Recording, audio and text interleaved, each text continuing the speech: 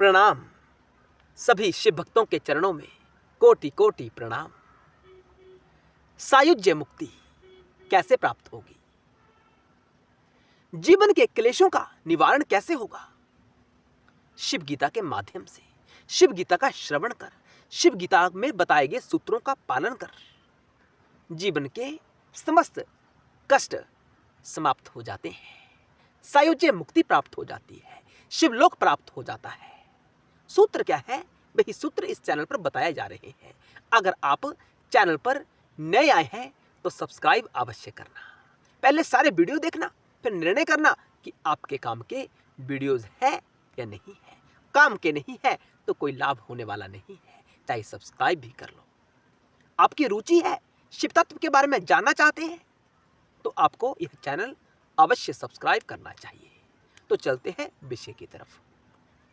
इस वीडियो में बताया जाएगा कि शिव का दर्शन कैसे करना है, क्या विधि है।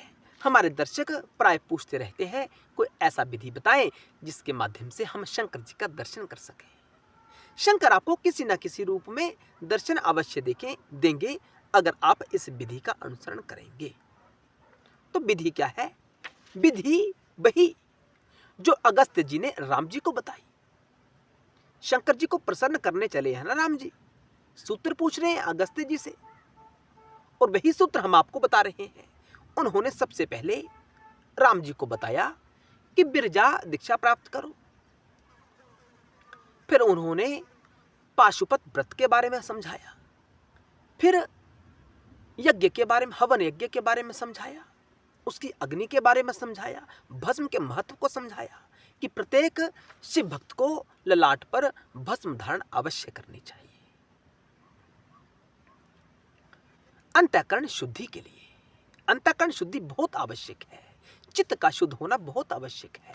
चित्त का समाप्त हो जाना ही मुक्ति की तरफ जाना है। जब तक चित्त संसार में भटकता रहेगा मुक्ति तो आ ही नहीं सकती, प्रश्न ही नहीं उठता। इस बात पर संशय मत करना, ये सत्य बात है, सत्य है, सत्य है।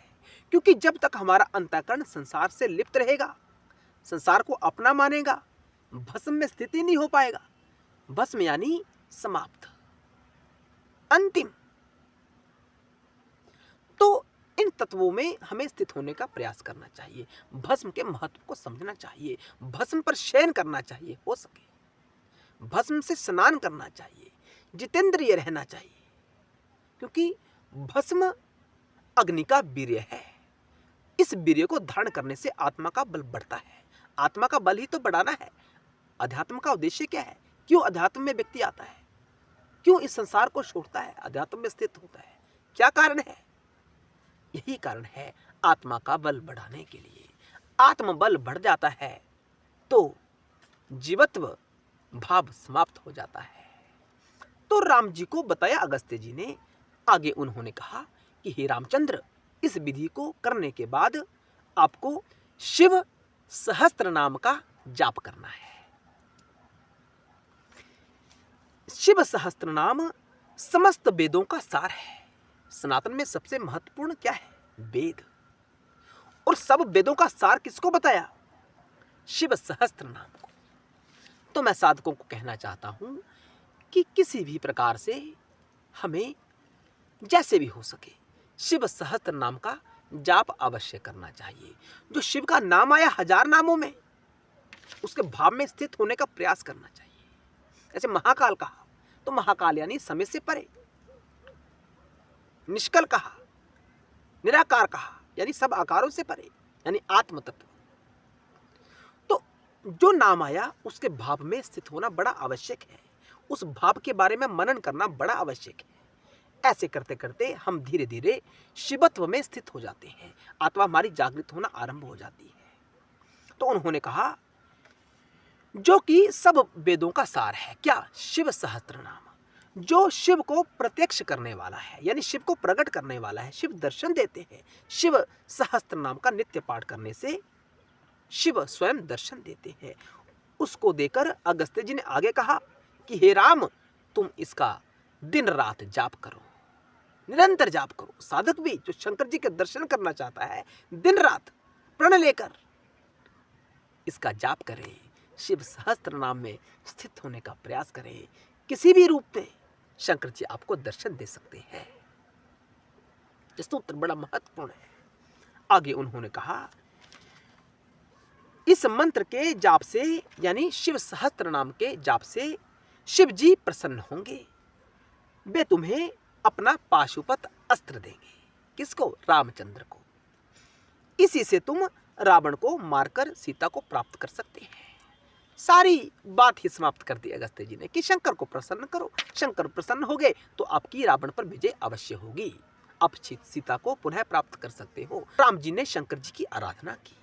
आगे बताएंगे कैसी आराधना की। बड़ी कठिन आराधना की उन्होंने। शंकर जी प्रसन्न हुए, उनको दर्शन दिए। तो साधकों से कहना चाहता हूं कि शिव सहस्त्र नाम का पाठ अवश्य करना अगर आप शंकर जी के दर्शन प्राप्त करना चाहते हैं। उन्होंने कहा कि हे रामचंद्र, अगर आप इस विधि को मानते हैं, इसका अनुसरण करते हैं, तब आपकी रावण पर विजय संभव है। अन्यथा ये तुम्हारे बस की बात नहीं है। छोड़ दो, इस इच्छा का त्याग कर दो और आत्मज्ञान में स्थित होकर सब छोड़ दो। तो इस पाशुपत अस्त्र के प्रभाव से ही सागर को सुखाया था रामचंद्र ने। और संहार काल में शिव जी इस अस्त्र से संहार करते हैं, जगत का संहार करते हैं, प्रलय करते हैं। वह अस्त्र आपको शंकर जी प्रदान करेंगे। उस अस्त्र के कारण तुम्हारी रावण पर विजय अवश्य होगी और आप अपनी पत्नी सीता को पुनः प्राप्त करोगे, इसमें संदेह नहीं है। उसके बिना दानवों से विजय प्राप्त करना बड़ा दुर्लभ कार्य है। इसलिए तुम इस अस्त्र को प्राप्त करने के निमित्त शिव की आराधना करो और शिव को प्रसन्न करो। वो वैसा ही राम जी ने किया। हर हर महादेव। जय शिव शंकर।